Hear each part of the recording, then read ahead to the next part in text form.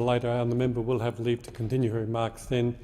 Are there any statements by honourable members? I call the honourable member for Chifley. Thank you, Deputy Speaker. On Thursday, September 19, the Governor of New South Wales, Her Excellency Marie Bashir, delivered a special address dedicated to someone who was at risk of being forgotten, World War I digger Private John Barney Hines.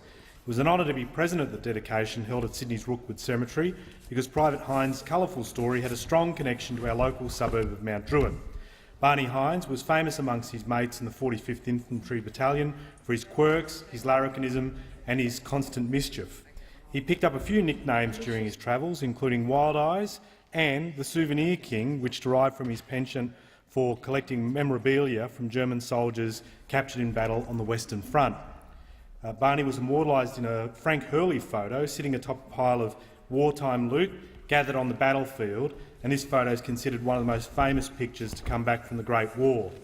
Besides nicknames, though, Barney developed a reputation, one of bravery and risking his life to save the lives of those wounded and stranded on the battlefield.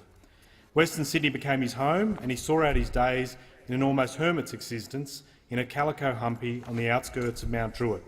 His days ended as a pauper in 1958 at the age of 80, and he was laid to rest in an unmarked grave at Rookwood Cemetery.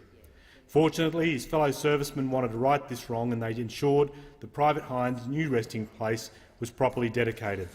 Deputy Speaker, as much as Barney is now remembered in Rookwood, it's also important we remember his sacrifices here in Parliament today. Rest in peace, Barney. Order.